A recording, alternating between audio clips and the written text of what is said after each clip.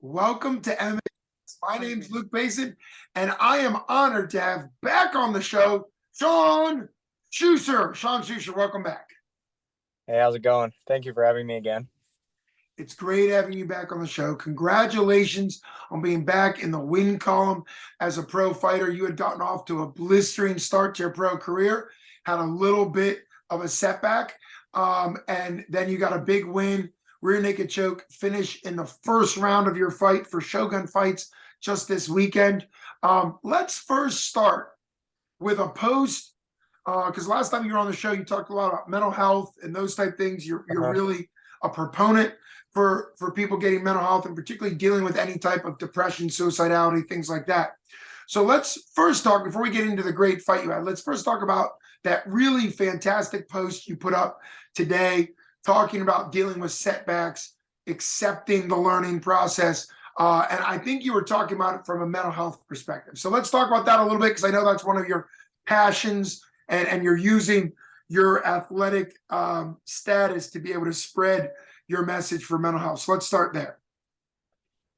Well, yeah, everybody that, knows me pretty well, or at least follows me on social media, knows about that I'm a big proponent about mental health because I've had, a lot of family members suffer from many forms of depression and anxiety. My best friend killed himself a couple years ago, and I learned the power of talking about it can make a big difference in between someone's life or death. He never talked to me about it, and he paid the ultimate price. Whereas my several family members, I won't say who, they've talked to me about it, and they're still, working towards a better life. But I don't know. I see a lot. This sport is so mental, and I see a lot of people, that get off to a good start, undefeated or whatnot, and then they lose, and then they just keep losing.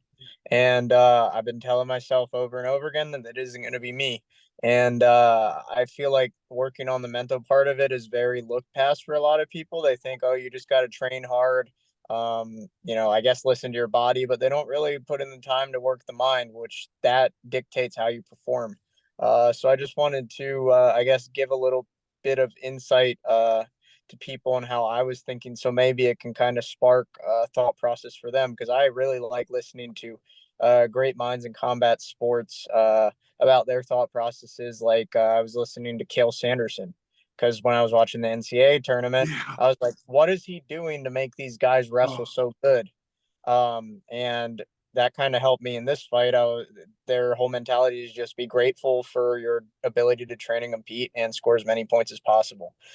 So I figured, I have, a pretty wide array of knowledge for MMA, especially on the mental side. So if I can share that and kind of help these up and coming people, or maybe some people that just suffered a setback that's not even related to MMA, maybe that can help them because life's all about setbacks and how you come back from them. yeah, that's exactly right. And great connection to the recent NCAA Division One tournament, well, all the tournaments. And yeah, I think Penn State officially won its 10th team national championship, and he's been there 13 years. I think he started in 2010 or 2011, so it's only been 11 or 12 seasons, maybe 13 seasons, and they've won 10 of them. So it's like the John Wooden from the 40s in basketball, but I would say even more challenging in the sense of winning as a team in wrestling is super hard at that level. So great connection. And you got to think JL Sanderson is also the record holder, 159 wins, zero losses, College wrestler ever. right? The best college wrestler ever, an Olympic gold medal champ. And I think, you know, it makes sense that somebody at that level of success has figured out the mental health side. Has to, right? Because you wouldn't Yeah. possibly have gone through all that. And as a licensed mental health counselor, we talked about a little bit last time, there's a lot of research and studies, particularly people, depression, anxiety, PTSD, that dangerous cocktail that I work with a lot. Um, Gratitude lists, like actually being grateful. And it doesn't mean you're grateful for the suffering or for the depression or for the trauma, but grateful for something that makes it more profound in your life, even if it's something simple. A lot of people in early recovery from substance abuses, start being grateful for waking up, right? The classic one day at a time. And that can really make a difference. So I like what you said there about Sanderson's talking about, talking about gratitude. So let's get into gratitude. Look at that smooth transition there. And I forgot to announce that you are the Filipino Flash. It's one of the greatest nicknames. So thank you for being on the show, Filipino Flash.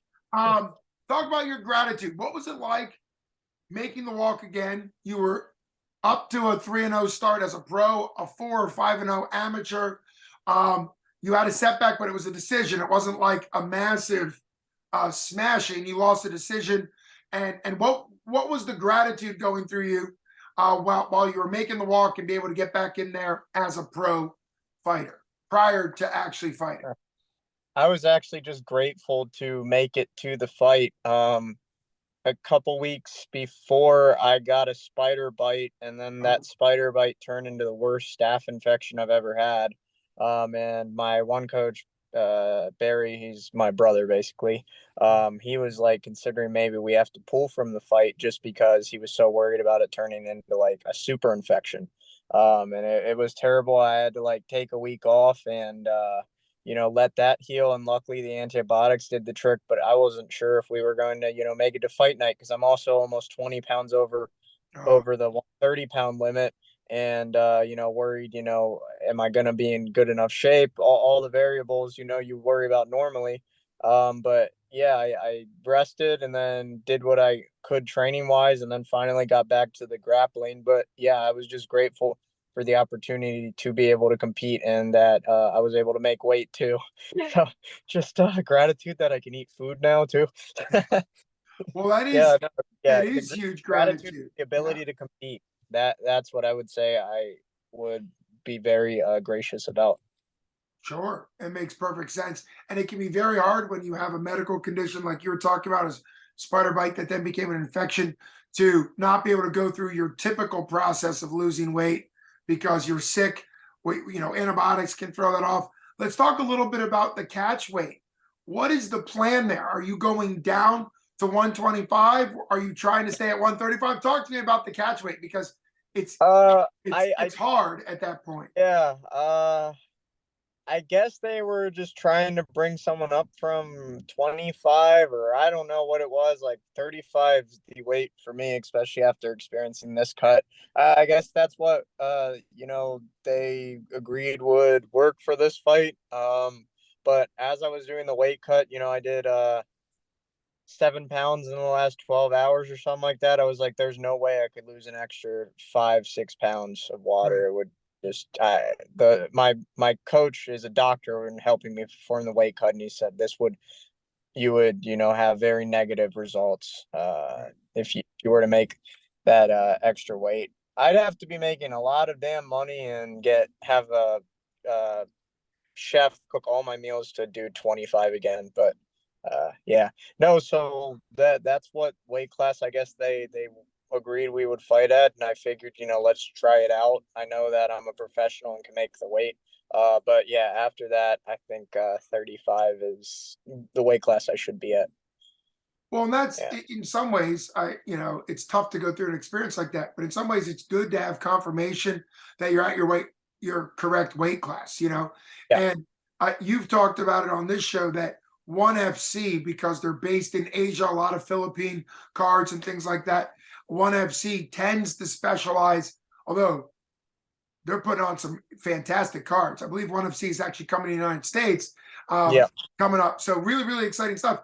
But they tend to have a lot of the lighter weights. So you being at bantamweight, I think makes perfect sense for your body. And also there's a lot of great bantamweight matchups in ONE FC. I mean, they specialize in that, almost like the old WC in a way. So, Oh yeah, for sure, man. WC was so great. I used to love watching that back oh, it's when, so good. Aldo and Mike Brown and Faber were killing everybody. And I mean, Donald Cowboy Cerrone came from there. I mean, yeah, there's so many. You mentioned Faber and Dominic. There's so many guys that came out of WC. I mean, the UFC didn't even go below 55 at the time. So all of those guys came from WC. Really, really exciting. So for you, we've talked about gratitude. We've talked about your you're being a champion for mental health, your physical health issues. Now let's get to the actual fight. So you're in the Mhm. cage. The fight ends up lasting 1 minute and 37 seconds. Yeah. And you won by rear naked choke. But be the fighter and kind of break down what you saw. I know your striking was on point, and then you finished them on the ground. So kind of break down kind of how it flowed and how it felt for you. So everything we worked pre-fight, like warming up, is exactly what happened. My coaches knew that since my last fight, I got hit with some leg kicks or calf kicks, that they were gonna really try and come out and calf kick me. um, and then on with my jujitsu coach, the doctor, his name's Barry. We were drilling punching to passing, Mm, uh, and ultimately taking the back, or ended up in mount, and then flattening him out, and then getting either pounding him out or getting the choke. So right before I go out, Vince is like, they're going to try and kick your leg. Just be patient. You don't have to rush anything. Strikes will open up, and then you'll be able to dictate it. He's like, they're going to realize they're not going to be able to land those kicks. So go out. I'm really patient, just waiting, and just funny because it's a short fight, but yeah. I'm patient and waiting, and he throws a couple of kicks, and he misses like a couple of them. I check one, and I could tell, like, then he started taking a little bit off the kicks because I checked one. And then Vince was like, they're gonna throw a Superman punch, and I was like, really? So he throws it, and I block that. And then I go to throw a leg kick, and he throws one at the same time, and I catch it and throw him on the ground. And then I'm throwing a bunch of ground and pound bombs while I'm passing to like 3/4 mount, and then I passed Right. him out, and then he doesn't want to take the onslaught of punches, so he goes to his back. I get double unders and flatten him out, and then I might have gotten a one-on-one, and then I start hitting him with a bunch of left hands, and he tries to do an escape. I get him flat on his stomach, both hooks in, and I sink in a mandible crush, not a rear naked choke. Ooh, And I see all this blood gushing, and I was like, "Oh, I'm just gonna drain all the blood out of his body." So I was like, I was considering switching to my right hand because I'm right-handed, but I knew that I could break his jaw if I wanted to. So I was like, "Oh, this blood's gushing. He isn't gonna want, to be in this." So my arms felt really good, so I felt like I could have held that squeeze for a while. And then I got the tap, and it felt good. It felt like I kept telling myself before the fight, I'm gonna get to do what I get. I'm gonna get to do what I do. Like, right. yeah, that's it. You get to go out there and do what you've been preparing to do, and luckily that went my way. Well, it's always cool to hear from your perspective, the adjustments, what you see. And even though it was 1 minute and 37-second fight, there's still time in there. One of the things for a new fighter to realize is fights breathe. Even a really fast fight. I watched an 8-second fight in person. Shout out to Chris Hustleton, incredible knockout. But even in an 8-second fight, he felt like there was a moment where he relaxed and watched the punch come in and then countered it, right? Even though it was only 8 seconds long. So I think finding those times where you're breathing and allowing the fight to play out is always good.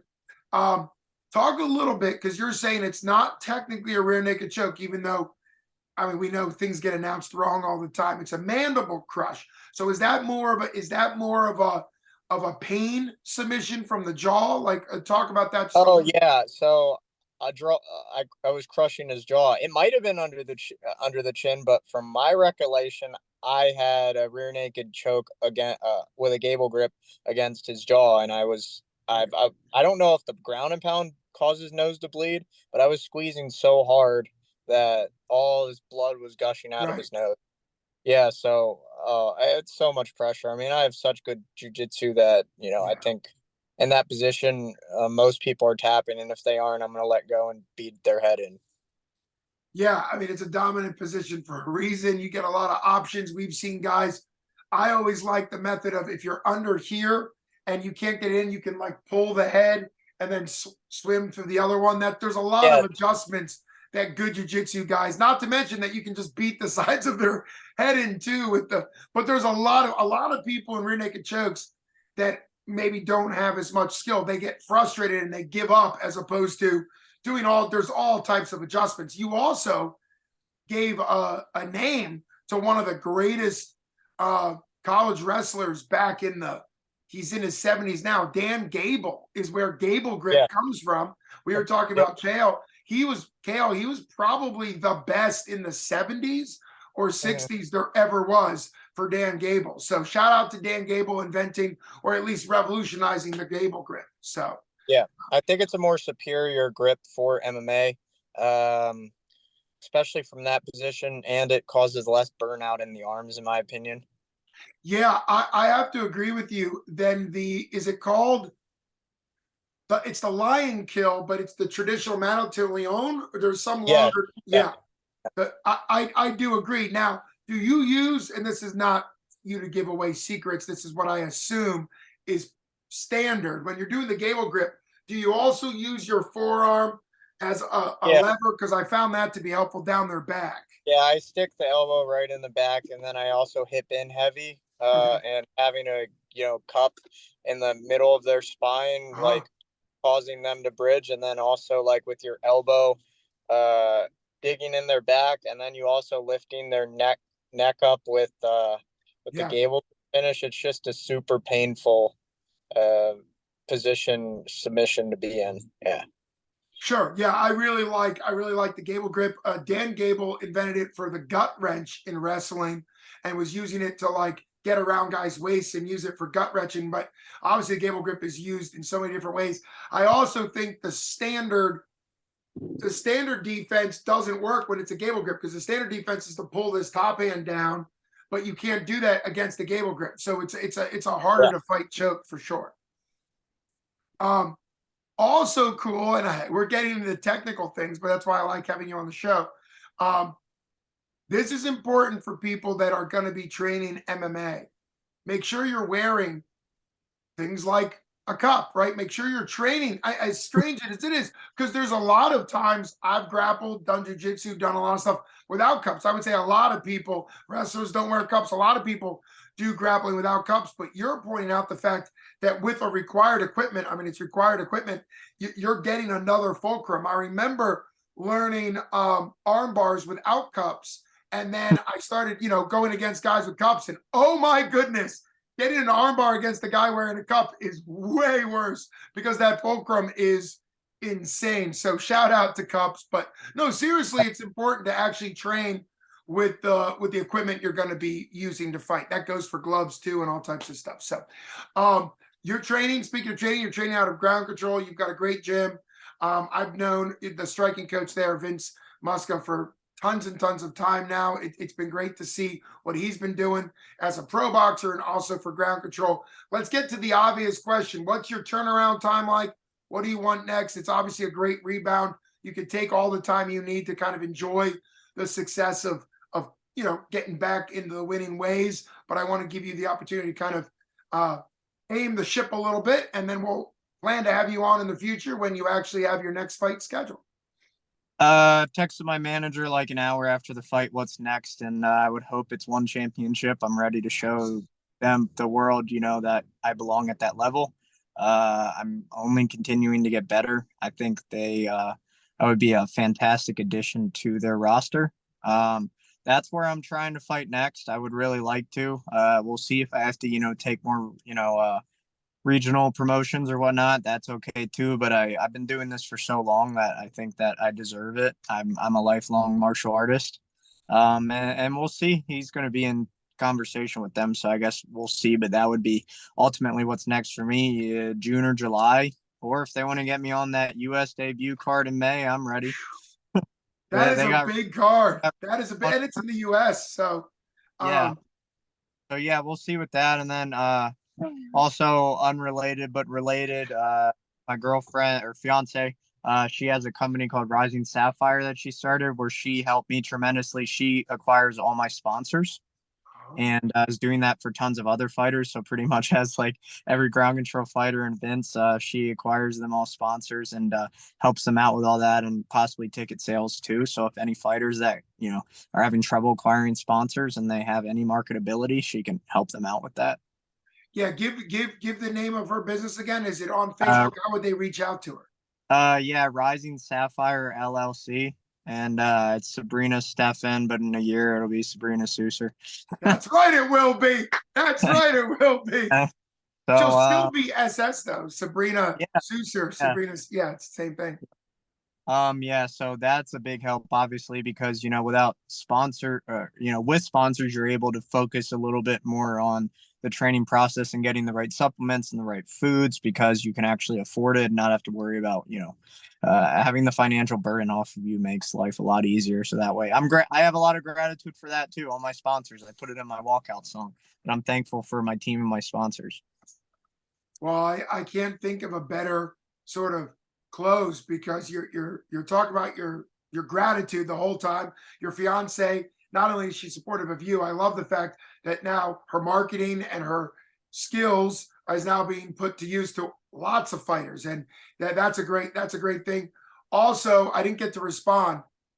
I'm all on board. I'm thrilled. You're making the call and trying to get connected to ONE FC. I know that that's your big goal. You talked about it before. I love the fact that the confidence and the success on Saturday allowed you to. Hopefully, your manager can get that, and they might come back with what they want to see you do prior. But I would love it. I'm all a big fan of yours, and your dream and goal of being in ONE FC sounds wonderful to me. So thanks so much, Shawn, the Filipino Flash Juicer. Thanks so much for coming on the show. Thank you. Congratulations again, bud. All right, thank you. You got it.